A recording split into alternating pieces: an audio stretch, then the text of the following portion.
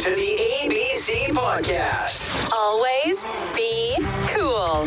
The show where your hosts, DC and BK, showcase your local business and real estate pros going gangbusters in leadership, community involvement, and just being cool. Here are your hosts, serial entrepreneurs, mortgage experts at Summit Lending, and partners in crime, Darren Copeland and Bobby Kerr.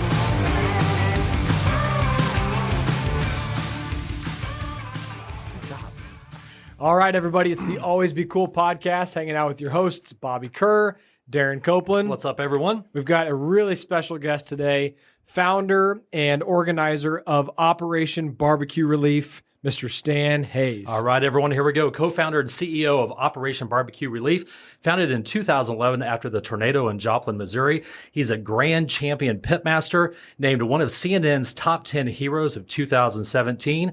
He and his team have served over 10 million meals to victims and first responders in disaster areas. That's in 30 states and over 1,296 days of being deployed.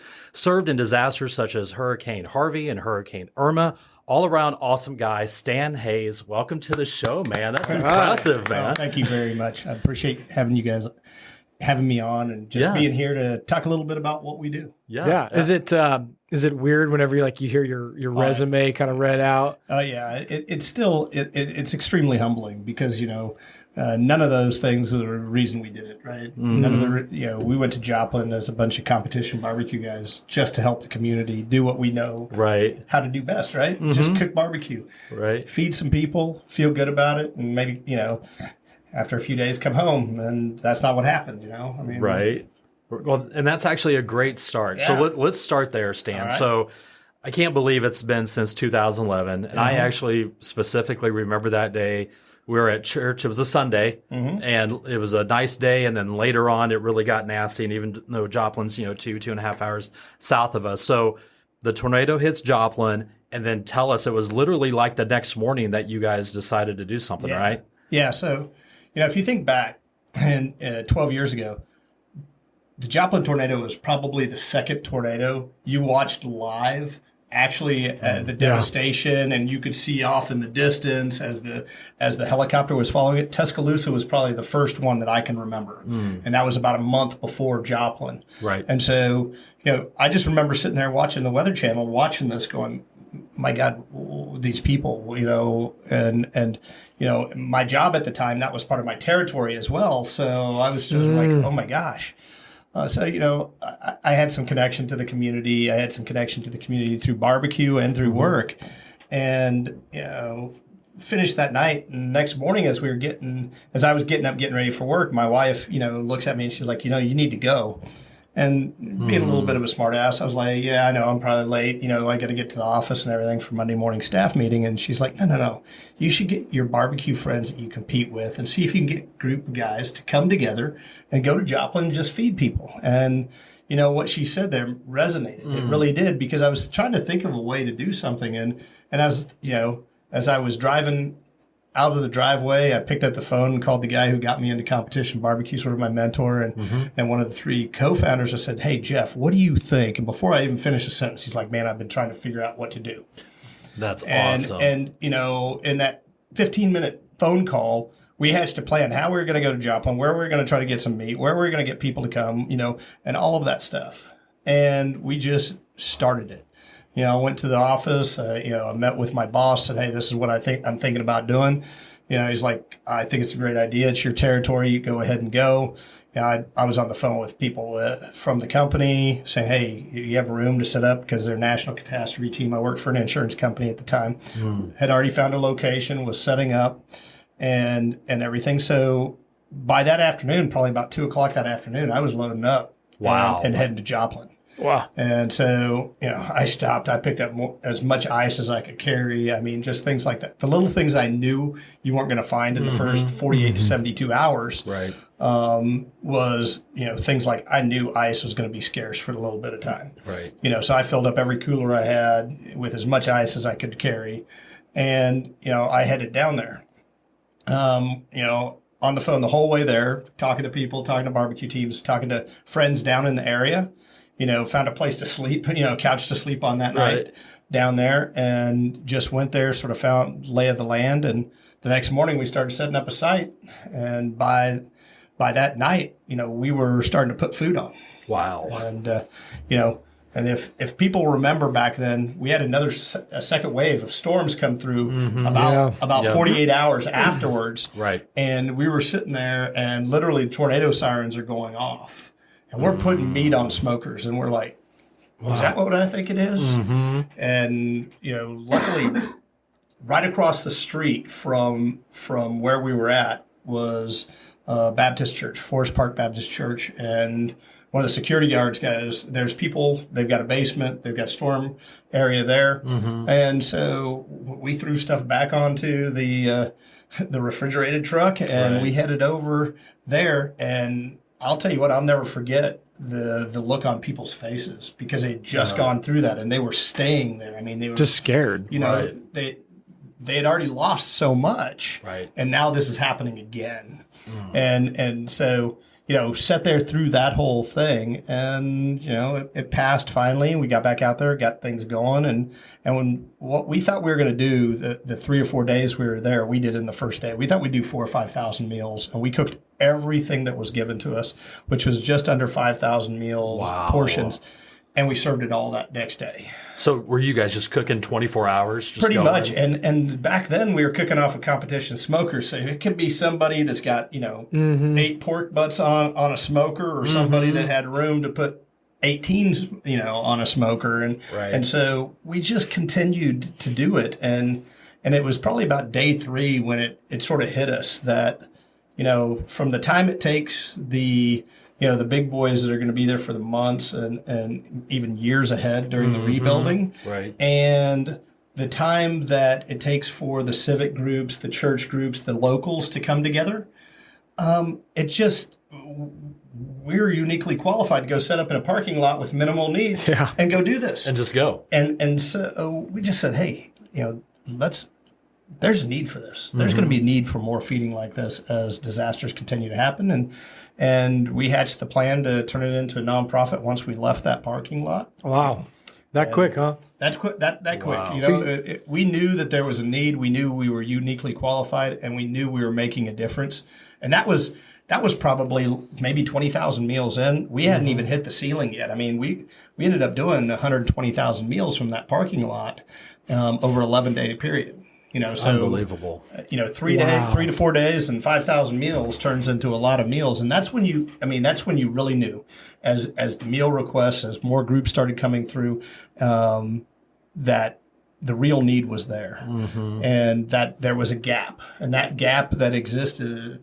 It exists today. Still, yeah. Oh, absolutely. Is what we go to fill. Now we've grown enough that we do a little bit more than just filling the gap. We sustain a little bit longer and just got back, 38 days down in Southwest Florida this last year and 865,000 meals down there. Unbelievable. So our capacity has grown exponentially. We don't have people bring their competition smokers in. Now we use some of the largest, commercial made smokers out there. And, they've been one of our first sponsors as well. They were one of those first ones to come on and see the vision and see the good we were doing and wanting to, jump right in and say, hey, we still have the original first smoker they gave us. In fact, That's I won't awesome. give it back to them. I'll send you a check. I'm keeping that. Right, exactly. That's ours. Right. Well, and this was back in 2011. You guys weren't organized, man. You just went down there to cook. No. And you end up serving 120,000 meals. Yeah. That's incredible. And I tell everybody it's really about the barbecue family. It was, we had people from 9 different states come to Missouri, barbecue teams from Georgia, Texas, Oklahoma, Arkansas, Iowa, everything driving down because we all had friends that were in that area. I mean, there's quite a few competition barbecue folks in that Joplin area. And that's how you got the word out, is basically just the barbecue committee like sending messages and calling each other? Well, that's part of it. But, back then the algorithms aren't the way they are today with like Facebook and everything. We set up a Facebook page and in 24 hours we had like 3,000 people following us. Holy smokes. And back then that was like, hey, we went viral. Right. Yeah, that was huge. But that's really where we got the word out. We started sharing that page. We started telling people what we were doing, and it just sort of steamrolled. I mean, I've met people, I met people in that parking lot that are friends today from Texas, from the guy flew in from Philadelphia for 3 days. I mean, he flew in just over his weekend to help out. People from Georgia that came in that have become friends. And, you look at that and you're like, that's when you knew. I mean, I already knew barbecue was a family. I already knew that was, something that was pretty special, but it really has gone from there.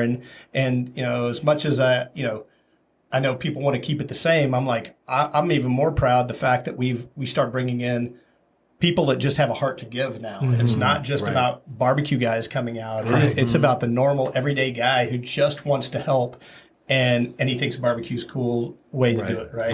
Right.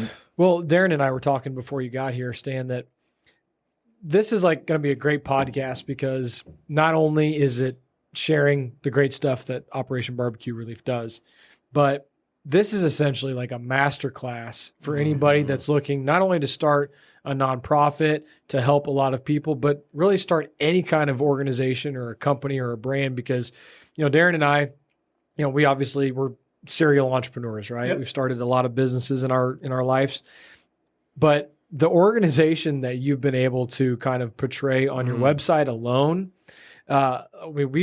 when it impresses us, like that's a big deal. And so privately, when we're having conversations like, holy, did you see the website? Have you seen it? Every single news articles categorized by year, look at all the different endorsements they have. So, and the videos on there. Oh my gosh. I got lost in there this morning. I know Bobby did too. I mean, just going through there and you start watching some of these videos and you start to tear up a little bit, man. I mean, if you don't get emotional in some of what we do, when you see somebody, the effect that, somebody once asked me and they're like, what's it about barbecue? And I said, it's more than barbecue, because barbecue is really, it's more about what the mind says it is, right? Barbecue signifies, good times. It signifies family, friendship.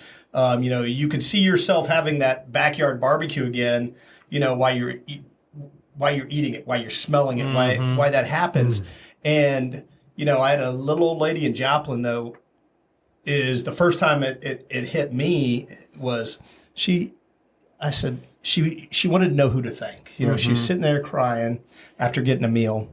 And I was like freaked out. I was like, oh my God, what's wrong? And, when I go to talk to her and she's like, I need to know who to thank. And I'm like, well, you don't need to thank anybody. I mean, we're just here, it's just a pulled pork sandwich. And she looked at me and she goes, it's so much more than a pulled pork sandwich. You know what? You're showing love to this community. Yeah. You're showing us that humanity is still out there wanting to help people. And I just have to be able to thank somebody for this, for a hot meal. And, at that point in time, it was one of those aha moments of, oh my gosh, I've been just thinking about this as hey, I'm just a barbecue guy, and it's a pulled pork sandwich, it's not a lot. And so that thank you has become one of the most humbling things, because it's so hard to respond to. It's something so natural that we do, that my volunteers and people that come out on a daily basis and they get that thank you, that emotion comes into it because they feel the emotion of that person that's giving them the thank you, that's getting that. And now we even coined it, what's your why? When somebody gets that emotion, that rush, that they're like, I have people now that will come up and go, I get it now. Yep, I get it. I found my why, or, why do I take the time away from my family, my work, my, whatever, and give back? And a lot of people don't understand that, and there's no real great way to explain it other than to say you got to go out and live it. You got to see it. Do you find when this happens, Stan, like when someone comes and volunteers for the first time, do you see it in them where they just kind of get hooked and now they're like wanting to go like every single opportunity they have. Yeah, you definitely have that group. You definitely have the group that comes in that are they're like, I've seen a lot about this. I'm not sure if it's for me. And by the time it's done, it's not, maybe I'll see you again. It's the next one I'll see you again. Right. You have people that come out to be there for 3 or 4 days, and they go home, and 2 days later they're back there. And I mean, I had a gentleman that never knew who we were. He came with a couple other people that were friends of some of our volunteers, and he comes down there, and he left and went back to work or whatever, and he's back 2 days later, and I was like, "What are you doing?" He's like, "Yeah, I'm not leaving again." He's like, "This is making too much of a difference," and he got it. But I was there. I stood there when he got that moment, when he had that emotional breakdown almost, because he was with us the day down in Southwest Florida when we hit that 10 million meal mark, and he was helping load the food on there, and when he's like, "Hey, how are we going to do this?" I said, "Well, you need to tell the guy that the 10 millionth meal is in his truck. That's going to go out." And sort of give that story and give that. And he looked at me and he's like, "Me?" And I said, "Yeah, absolutely you. I mean, look, I've done this before. I don't need to. Go ahead. I don't need to do 10 million. I've done others. Right. It's somebody else's turn.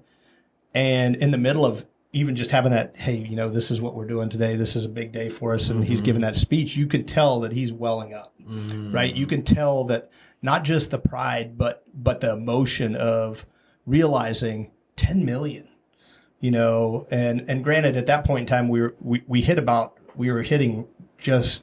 ready to hit 500,000 there in Southwest Florida.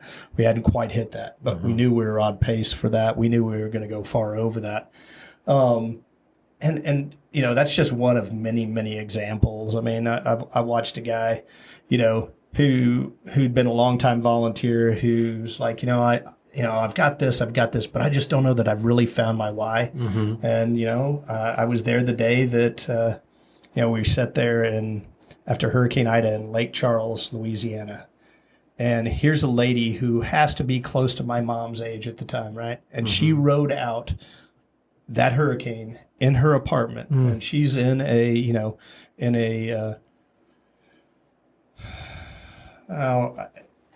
lower income housing unit, right? She could not make it to the evacuation. She didn't to get out. And at this point in time, she has no air conditioning. We ask what she wants, and all she wants is a cold bottle of water. The food's great, but man, if I could just have something cold to drink, because she had warm water. It was, it's Louisiana. It's like 95 degrees out. It feels like 115 with the humidity, especially with all the additional water on the ground.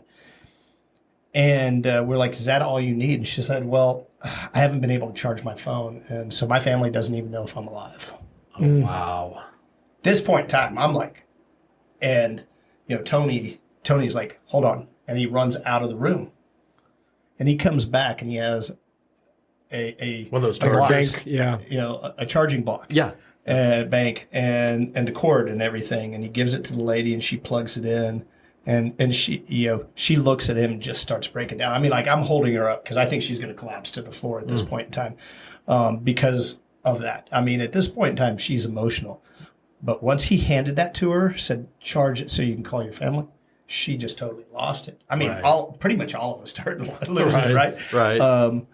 But it is, to me, those are the things that people don't get to see every day. The stories that we try to get our volunteers to tell what their why is as much as possible to other volunteers. Why do you do this? To their friends, to donors? Because I don't know that everybody understands to that level the emotion that you'll get out there. When you're feeding people, and we feed, 25,000 people might get a meal in a day. But on site, when we talk about it, our volunteers don't talk about 25,000 meals. They talk about the one meal that matters. We might serve it 25,000 times today. Right. Because they believe that it's not just about the numbers, right? We know we have to do the numbers because donors want to know, businesses, sponsors, everybody wants to know those numbers. But at the end of the day, it's like, man, if we just impact one life with Right. that meal. We've done our job. Well, your mission, I mean, right away, I'm so glad that everything you're saying, I mean, is lockstep with your mission. Your company mission is Operation BBQ Relief provides comfort. I circled those words because it's not just about the meal. You provide comfort to those in need by connecting, inspiring, serving, and educating in communities far and wide. So just like the story of the lady with the power bank for her cell phone, it wasn't about a meal at that moment. It was about your team providing comfort in a dire situation. So it's really special. And the amazing thing is, and this is why Bobby and I wanted to do this podcast, a year ago. We don't know what we're doing. We just want to do this for fun, and we've gotten better at it, right? But just sharing like really cool stories and positivity, because if people watch the mainstream news, right, it's just all negative. Yeah. And what you guys are doing, it just goes to show that there's so many good people out there that want to help. Oh, absolutely. Right. Absolutely. For years, we used to be, we used to call ourselves the barbecue pirates, and, we did what we wanted to do. We went to the community. We didn't really do a lot of coordination. We did, we showed up, set up at a parking lot, started doing our thing, and then people found out we were there, whether it was local officials or, state officials or whatever. We do a much better job of that. We still going to show up. I mean, if it's a major disaster, I'm not waiting for somebody to tell me to come in because people are going to need food. But we do this in a better way now. We coordinate a lot more, but we also focus on more than just barbecue. Today we still use our smokers as giant ovens, but we do a lot of things that brown gravy with pork loin over rice. I mean, things like that, because we also understand that 5 days in a row of a pulled pork sandwich may be a little bit too much for some people. Right. But we have more and more sponsors coming on board, and the ability to diversify. During the pandemic, when everybody was like, "Hey, you guys are so pork heavy, or so, it's either pork or turkey. Why can't we get beef? Because it's 5 times the cost. Right. And if it's not donated, why am I going to spend? Who is saying that, by the way? Who's saying, can we get some less pork? Well, so first of all, that's also one of the times that we know it's time to start looking at transitioning out or pulling out, because people become choosy. If people become choosy about the food, they're no longer hungry, right? So that's one of the tenets. But it's generally not them. It's generally the other organizations that are picking up the food and serving it out there. Yeah. And I tell every one of them, I'm like, well, if your guys don't like it, what they're eating, they don't have to eat it, Right. Because I don't think that if it's not coming from the people that are actually affected, and it's the volunteers that are coming in to help. I mean, I want to support everybody to be able to continue to do this, but it's not about them. Nobody in need is saying, "Can I get less pork, please?" You just want to slap them with the pork butt upside the head. But with that, when you have companies come in, like we had National Beef here locally come in for Florida this last year, and it was a huge thing that we're serving beef, and we're putting that out there, and and we're giving not just pulled pork or pork loin or turkey breast. Now we got brisket involved. We got we're doing some chicken. We're doing some one pot meals. We're adding more rice to dishes, as we learn because of the starch and the filler and beans as well. I mean, when you look around the world, we probably use less rice and beans than any other country out there. Right. And there's a reason it's a staple out there, because it stretches things. It makes you fuller longer. I mean, there's a lot of science behind it. So, including those in there, with what we do. But we've gotten better at this as well. We've become smarter about how we deploy. We look for the pockets of areas. We use technology to try to find out where people are going to be. We're sitting there mapping out. I've got a group that literally, when a major disaster is happening, I've got a retired guy who sits there with a CAD drawing of knowing how, our minimum size, and overlaying it in parking lots that we find to see whether or not we will fit. Wow. Wow. Can we talk about talk about the systems part of this a little bit, because Darren and I love systems, and we always say, like, your ceiling is your system. So if you don't have that guy, if you don't have everything dialed in, you might take your whole operation that is badass and show up to a parking lot that's not big enough, right? So like we've done it. I bet the system of of, whether it's the storage of the food, the freezing of the food, the immediate, like this is where we go to pick it up, the gasoline, the generators, what's that whole thing and like? Let's even start before that. Yeah. The first part is, are you guys watching the Weather Channel nonstop? Like forecasting when a hurricane's coming in, and then exactly what Bobby said, now you're game planning. So it starts with, we actually work with a company called Weather 2020. It's a local company here, and they forecast. They've been working with us since about 2018, and they have gotten good enough to say, hey, we think this year that the east coast of Florida is one of the hot spots, probably around Daytona Beach area, this, that, and they refine that as we get closer, but they're telling us that now. Wow. For the hurricane season. So you even know what's coming up late summer, early fall. They give us that, and they're watching the weather patterns, right? Mm-hmm. Weather patterns tend to repeat themselves. So if it's the middle of winter and you have this massive snowstorm come through that shuts down the whole city, right? Mm-hmm. There's a good chance that so many days later, you're going to have that same system come through the general area again. Okay. Right? Okay. So they've refined their science behind what they're doing and how they're doing it, and we utilize that to move our equipment around the country. Right. Right now, I mean, we just came back finishing meals on Easter in Arkansas. Mm-hmm. Over 30,000 meals served in Wynne, Arkansas alone. You add another 12,000 between Covington, Tennessee, and then several small communities outside of Yazoo City and Amory, Mississippi. And, all of those things, we're lucky. I have equipment in the Memphis area, East Tennessee area, then obviously Kansas City here. My freezer storage is down in Dallas. So, oh, wow. Really? Major trucking hub. If I don't have a truck that's pulling it, I can get a truck in there generally with a reefer on it to start loading up and get it out.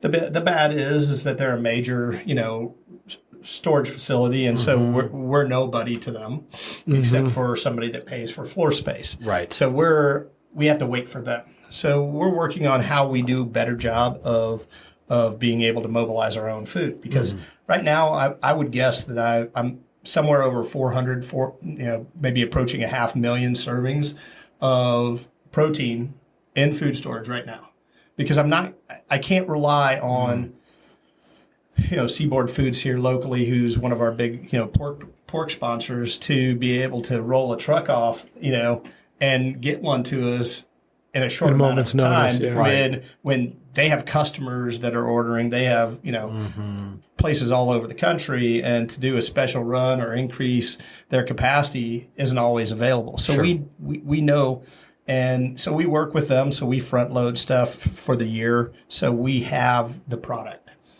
I tell people, we do a great job of feeding people. We do a lot of things outside of disaster and education and using grilling and barbecue in our passion. But we're really a logistics company when it comes down to it. That's why we wanted to talk about it. We own 2 tractor trailer, or 2 tractors, 3 trailers that get pulled around. We had I don't even know how many travel trailers and enclosed trailers that we have on top of that. That we pull in with. We have our own, we have 2 bunkhouses now and our own bathhouse. Wow. That we pull. So, COVID sort of necessitated the ability for us to still deploy, but be able to do it in a way that was safe for people. So we ended up finding a bunkhouse that had individual pods.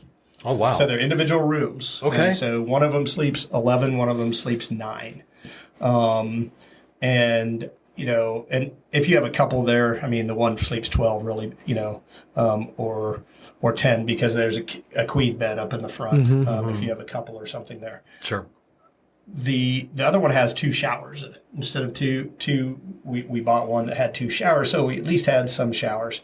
And then, we started building a shower trailer. Well, COVID hit. It took months just to get axles. It took months. It was going to be done in 60 days. We're going to get on it.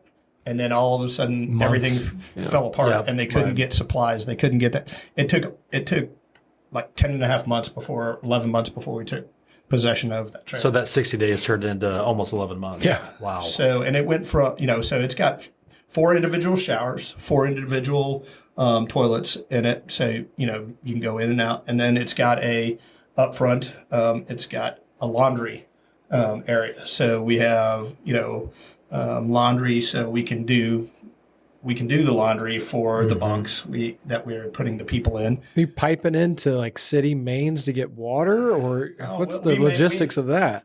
We may have the equipment to tap a fire hydrant. Maybe not. We may have that. We may, it's pretty amazing. Most commercial buildings have enough power coming out, water pressure, coming off of it, that I could run that shower trailer off of, a normal garden hose running to it. Yeah, really? So we could do those things. We have, sponsors like Sunbelt Rentals who has been with us for quite some time. We actually carry one of their power units. Their generator sits on the step deck of one of our smoker rigs, one of our semi trucks. So when we roll in, we have our power for the kitchen area. Wow. And they maintain that and everything for us. And then they know the packages. We tell them, okay, hey, this is going to be a big one. We're going to need, 2 warehouse forklifts. We're going to need a telehandler. We're going to need, 3 light plants. We're going to need, 5 generators. We're going to need these splitter boxes. And my operations team, my head of operations, Joey, in fact, I was on the phone with him as I was walking in here on some things, and he's the logistic guru. He's the guy. He's the grease that makes this whole thing, flow. And his team is pretty amazing. He runs our fast team also. We've got a group of people that literally will, especially when we know things like a hurricane's coming, all right, who can take off? And we have several firemen that are on the team. We have some FedEx employees, mechanics and stuff. And so these guys are like, I can take off basically a moment's notice. Most of them, their employer know what they do. Right. So the fast team is the first group in. They're helping set up all of the ground, right? They're setting up the all the bunkhouses are getting placed. They're getting electricity to them. The water's getting hooked up. These things. So when our volunteers start rolling in, we don't have volunteers trying to hook up things that they may not know what they're doing. Did you build the dream team to say, like, we're going to need a mechanic if our stuff breaks down en route to a disaster? We need an engineer. We need a fire, Great question. Great question. They sort of just happened, from whether it was competition barbecue side or somebody that just got the bug of being part of it. Some of our guys have been with us since the beginning. Some of them, I jokingly say, look, like the guy who's our electrician right now, his son and my son had been, like best friends from like first, second grade. And, I brought him in, because he got suckered in because of our kids spending so much time together, us spending time together, Sure. Right. Him getting to see it and being part of it. And so now he's drawn in, we got an HVAC guy, and same thing. His daughter and my son were in preschool together, and mommy's day out at the church, and all of you this guys just stuff. happened to And find just, the Captain Planet of dream teams. That worked out. It's just, that's where you see where people's heart are at, Oh, yeah. right? And those guys have been around for a long time. I have people that were in that parking lot in Joplin that are still active today. That's great. And so it's amazing to see, really. I tell people it's much more today than it was, because you start looking at it, and we're now providing a volunteer experience that gives the volunteer something. I was asked by one of our corporate sponsors this last week, and they said, how many lives so far this year have you impacted? And I said, well, feeding wise, we've impacted over 48,000 year to date. Right. In the first quarter. But when you add on the 208 volunteers that we have out there, right. During those to put that food out, there was a profound, experience that they had, in putting those meals together, knowing where the meals were going, seeing where the meals were going in many cases. So, I think you have to add that, 200. And not to mention the people that they talk to and they share their experiences. You're changing tons of lives. Absolutely. So now all of a sudden it's more than just the people that's getting the meal. It's the people that's preparing the meal. Right. And now to me, giving somebody a new purpose or an additional purpose in what they do has become a big part of what we do. I can say that several years ago we purposely changed our messaging to get more females, we were like looking around and we're like, hey, we got a lot of old balding white dudes, barbecue here, right? pit masters, old dudes. And that's when we started changing. You don't have to have experience on a grill. You don't have to have any experience. You just have to have a heart to give. I mean, whether it's pushing a broom or running a power washer, every job is critical. If people aren't over there with power washers and disinfecting, coolers and the Cambros and everything, nothing else works. We can't do anything else. So it's an integral cog in that wheel. Right. And I think one of the biggest things that you're doing, Stan, is you're helping, in this case, like those 200 volunteers, you're helping those people find their why. Oh, yeah. And, it's very easy, as we all know, to go through life and, time just flies by. But when you're helping adults find out their why and even, showing their younger kids examples, dude, that's life-changing, bro. Oh, look, I can honestly say I never, ever thought about running a nonprofit. I never thought about, barbecue more than a hobby or anything else until I went to Joplin. And that was the change in my life. I went from, this guy focused on climbing a corporate ladder, to sort of that, my passion, I think it all of a sudden changed in that 11 days in Joplin, that may not be what's important in life. Right. Like your life is marked before Joplin and after Joplin. Yeah. And it was tough. I'd be lying if it wasn't tough. Those conversations with my wife who's moved around the country, for corporate moves and everything else, to say, you want to do what? That's, one of my questions that talk about is like, what's the family dynamic like when you're moving around and you're going everywhere to help all these hundreds of thousands of people, when you've got the one core group at home that you've got to take care of too. It's got to be difficult. It's difficult. My wife's been involved. Like I said, from the beginning, I use the fact that it was her idea to go to Joplin when I get in trouble sometimes when I'm traveling too much. You started this. It was your idea. Exactly. But, she's involved with her background's in emergency management. So it's an area that we, as an organization, it's our Achilles heel. We don't do that area very well, because we don't understand the lingo. We don't understand they're very, we think we've got our stuff going on. They've got so many rules, regulations, books and to understand that side, you need somebody that lives that side. So she works on that side and helps sort of, dumb it down for us of what we need to do. Right. And so she's involved in that. She meets with emergency managers. She goes to conferences to meet more people. She was just at the National Hurricane Conference last week. It's one of the first times that we've actually traveled together for an event, because I was actually speaking at it, which I think was weird for her that I was there. She's sitting there going, but she should have realized it was weird for me, because everybody's coming up, oh, you're Amy's husband. That never happens. It's always the opposite when we're places. So. Both my kids have had the chance of being out and volunteering. My son's now 19, and he actually, has talked a little bit more about, hey, now that, I'm out of high school, I've got a job, I'm not sure how much time I'll be able to take off, but there will be, opportunity that I may go. He was looking at going to Southwest Florida, last year, and it didn't work out. The timing, he was like, oh, I can even go down and pull, stuff back if I need to. And then my daughter, who's 17, she I think did her first deployment here over on the Kansas side for a tornado 3 years ago.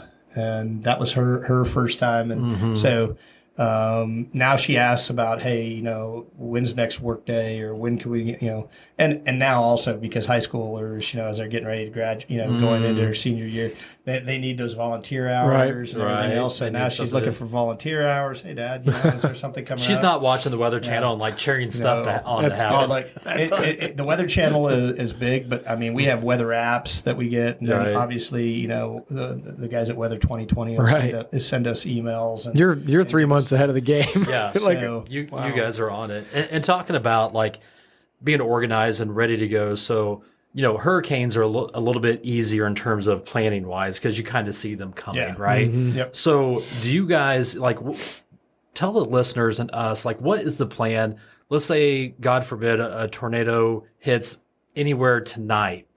What's the plan tomorrow? Tomorrow, before the end of the day, we'll have equipment rolling. Okay. If that happens, we'll be looking at, you know, where to get food. So our goal is why that fast team's setting up is that we have a quick culinary team in there, and whether it's just we're putting together sausage sandwiches and a bag of chips going out, you know, that first day, we're going to try to get that out. Our goal is within 72 hours to be up and running from the time of the disaster. Okay. I can tell you, we were still setting up the site in Southwest Florida, but within 48 hours, we were loading pits for our first full day after we had been doing, you know, I think day one was like 300, you know, sandwiches. Day two was like 800 sandwiches. And then we loaded, I think, for 5,000 or 6,000 meals that next night. Well, I mean, just the travel time alone. Yeah. Right. Yeah. And, you know, for us, the thing is that's why we don't have everything sitting here in a yard in Kansas City, because we've got to have some equipment here, because we know if it's Iowa, if it's Nebraska, if it's, you know, Illinois, we got to be able to move stuff, or Colorado. You know, we also have people around the country that have, you know, large commercial type smokers, so we can rely on them to roll in until we can get there. And we've done that before. Some of the smaller disasters, frankly, it's so cost prohibitive for us to roll. We may look for a restaurant in that community to basically pay them, you know, send them product, whatever it might be, to put meals out into the community, because ultimately it's cheaper to do that and more cost effective, and I can feed more people in a much faster time. That makes sense. So those are things that have morphed over time. I mean, really, that came out of COVID. We started, you know. Is that the restaurant relief program that you guys have? Yep. That's the restaurant relief program. In fact, down in Florida, because we couldn't get enough volunteers and we needed more distribution, we actually went and hired food trucks that were out of business during that time because of the disaster in the area. And they actually came in, and what we did is we loaded up their trucks every day with a certain amount of food. Okay. Told them where to go, and we paid them basically per meal to hand out our food with our banners hanging up, and they were doing their social media, including us. Hey, we're out here. We're helping Operation BBQ Relief. We're getting these meals out in this part of the community. Hey, if you need a meal, come here. Nice. And so they were also had that additional PR coming from them. Probably save some of their businesses. There's several of them. There's several of them that were, you know, living such day to day that, you know, they told us if it wasn't for that program, they would have had to declare bankruptcy and whatnot. So. That's incredible. So you mentioned something. You said we're much more today than we were at one point. Yep. So let's maybe pivot away from a lot of the disaster relief stuff and talk about some of the great stuff you've got going on. In particular, two things that we really want you to talk about is the BBQ Academy and Camp OBR down in the Ozarks. Yep.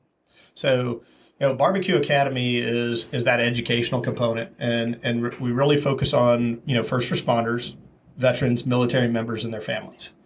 And in fact, we're going to be doing a 2-day one where we'll put it into 4-hour blocks. It's coming up a couple of weeks. 22nd, 23rd up here at Independence Bass Pro. Oh, okay. So we'll be set up at Bass Pro. We're partnering with Bass Pro to bring in the first responders, veterans to come in for these classes. And each one, you know, morning will be one class. The afternoon will be another one. You can sign up for both if you want, or you can sign up for just one. We'll be highlighting our rubs. Bass Pro is going to, start carrying our rubs to sell while they're there. People can come in, and then the general public can come out and watch. And we're working with the health department to get through all the things. So the first responders, whoever's cooking, can hand out, some samples and people can taste it, and we can really help that. So those are generally, BBQ Academy is generally a 1 day. We have one called BBQ Basics. It's a 2-day class, and a lot of those we've done on base. We've also done, my favorite one still to date is we did Los Angeles Fire versus Los Angeles Police. Oh, man. And the Chiefs took it to heart, and there was a lot of smack talking from the minute it was announced, the event, Yes. and everything. But it was a lot of camaraderie between both groups. So those are the educational sides, and Camp OBR just plays as an addition to, these, because Camp OBR is going to have grilling and barbecue classes as part of the curriculum there. Mm-hmm. But the camp is really going to be focused on the, first responder, veteran, military members and their families that are suffering from the service members' physical or emotional injuries. Okay. So those that are really suffering, and we know that that's causing, problems with the family unit, right? Because the family is going through every bit of the emotion that service member has, whether it's the kids, the spouse. And, when you look out there, there's a lot of programs out there doing stuff for the service member themselves, but very few have programs that are bringing the family together, trying to get them to reconnect, rebuild the relationships. And, that's one of the fundamental things that we look at is, God, there's way too much suicide and it's growing on the first responder side, and it's way too high on the veteran and active military side. There's too many of that. You see it every day. And because of a lot of that, those communities overlap too. So you have veterans who then become first responders when they come back, because it's the natural progression. And now you've got the double whammy. Right. And you have this, you have divorce, you have codependency, and you have drugs, the suicide side of it.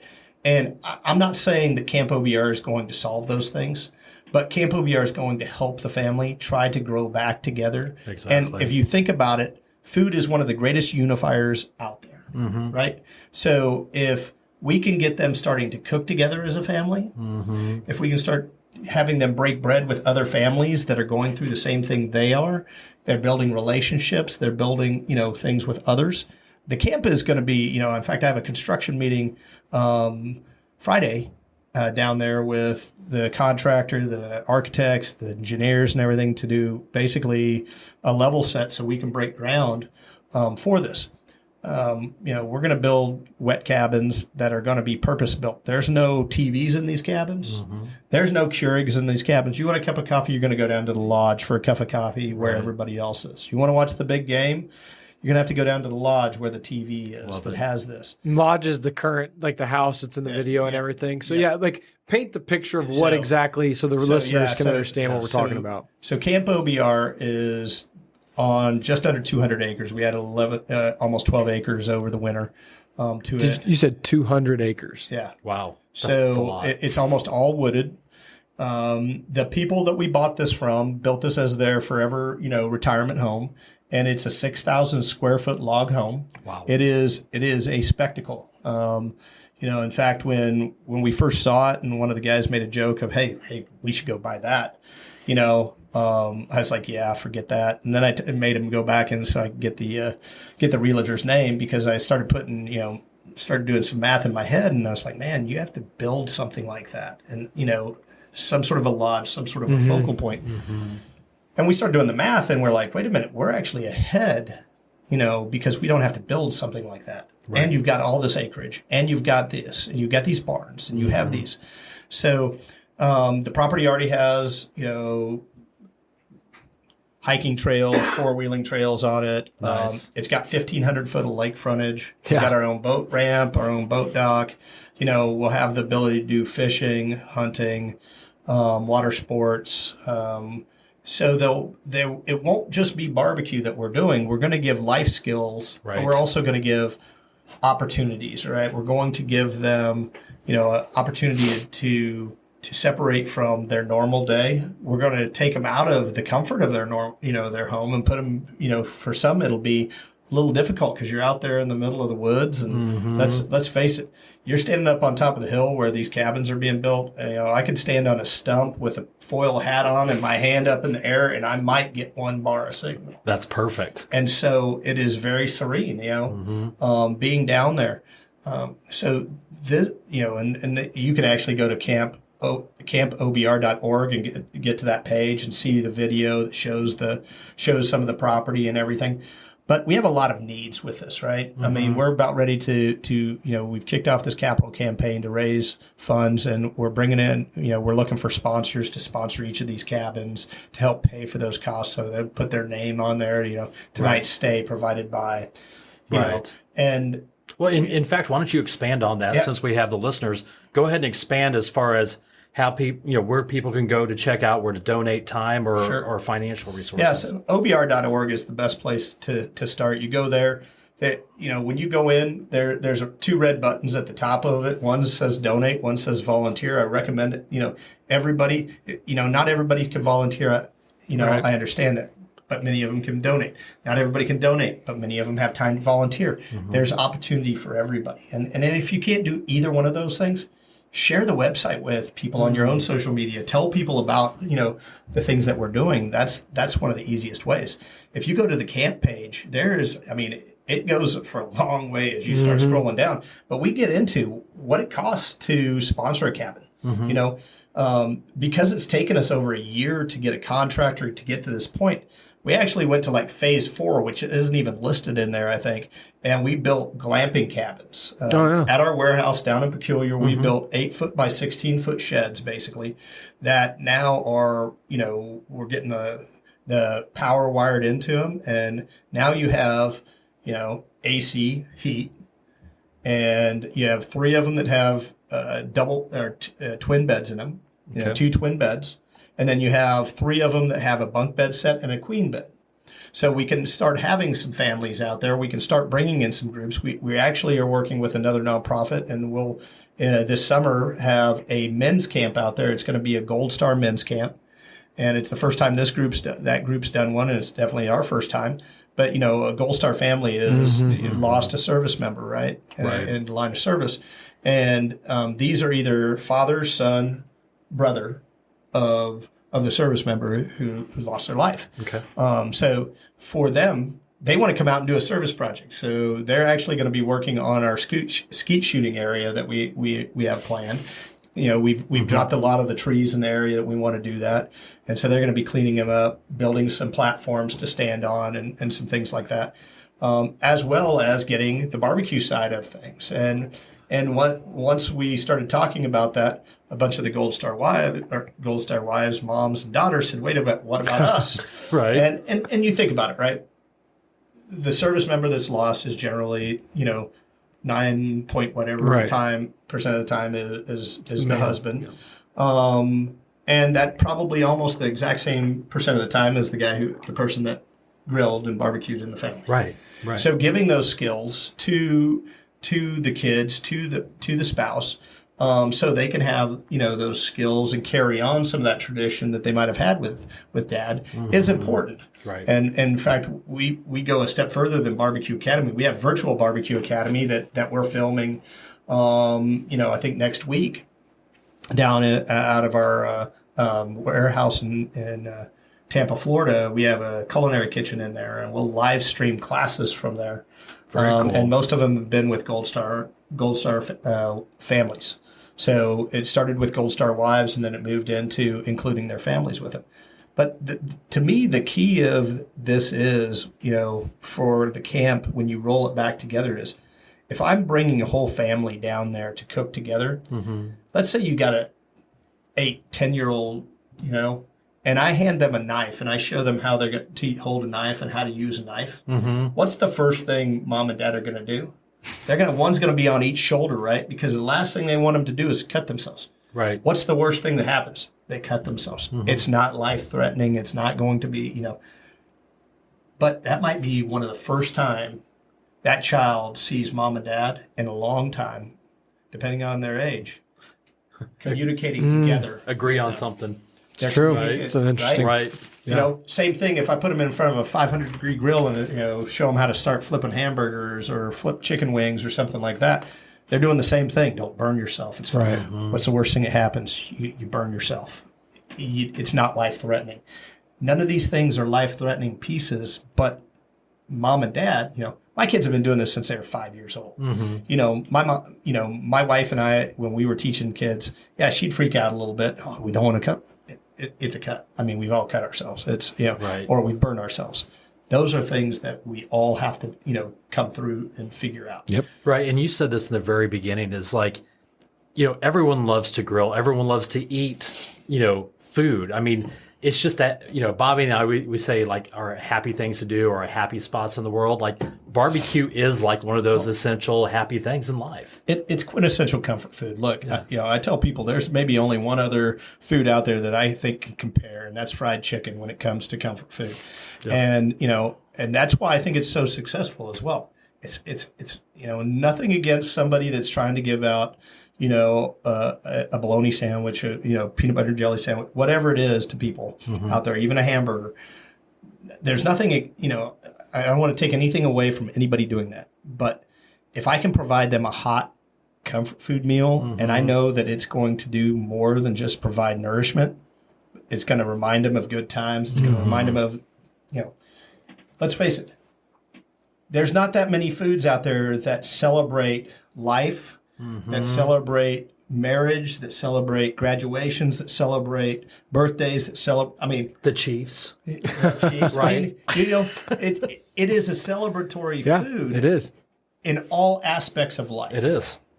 Hands down. And so when you think of those things, I think all of that is what plays into the success of barbecue and what we do. And again, even though I say we do a lot more than barbecue these days, we're still cooking them on smokers. I mean, we use smokers as giant convection ovens. Right.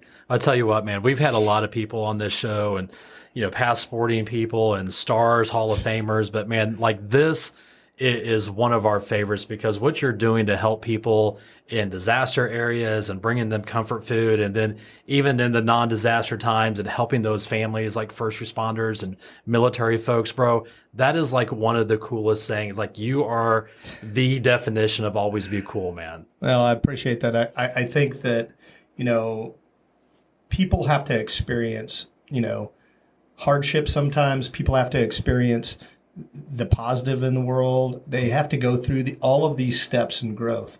And when somebody comes out and volunteers, I think they get to hit many of those pieces. And, I think that companies want to align themselves with organizations like ours that are doing good, certainly the ones that we have on board. And I have to tell you, we need more of them. We need, we need to be able to pay for all of this that we're doing down at the camp. We need to be able to, I was telling somebody, we've got to put out like a fundraiser right now because we've got these cabins. I need to raise about $25,000 just to put sheets and bed frames. And, we were lucky enough, we did get the beds donated. Tempur-Pedic came through their foundation and donated all the beds for the camp. But I still have to go get bed frames. I still have to go buy towels. I still have to buy pillows. I still have to buy all of those. And you can't just buy, one set of sheets for all of this. You've got to have, so. You have to have backups for the backups. Yeah. And so all of those things come together. So, I would tell everybody on the show, go check it out. Go check out obr.org. You can find out, the camp specifically is listed under our programs. You can donate from there. You can find out what our needs are. You can even email us and say, hey, what are your needs? Hey, I want to create a volunteer day. I've got volunteers coming out a week from Friday to spend a day out there. They're going to plant some stuff in our warehouse. We've got just rocks sitting around there. So we're like, hey, let's get some shrubs or something in there, right? Let's get some guys on some weed eaters and make sure we hit, and let's just get ready for spring. This is a great time to do it. Let's do our spring cleaning. And we have volunteer opportunities like that for companies all the time. We just have to, put them together for them. And even more if they want to travel down to the lake. I mean, I know it seems like it's a hardship when I talk to people sometimes. It's an easy 2.5 hour drive from the far side of Kansas City down to where the camp is. All of it until you get to Lincoln, Missouri is great road. You're on 4-lane all the way to Sedalia, almost all the way down to shoot down Lincoln. 65. Shoot down 65. You take H Highway off just south of Lincoln, and you go east, and that's where it might get a little hairy. Right. But it's a lake road, and anybody that's been on a lake road, this is one of the better ones that I've been on all the way down. And you get down there, and now you're on, like I said, almost 200 acres, and it's there's a lot of peacefulness down there. That's awesome. You mentioned something.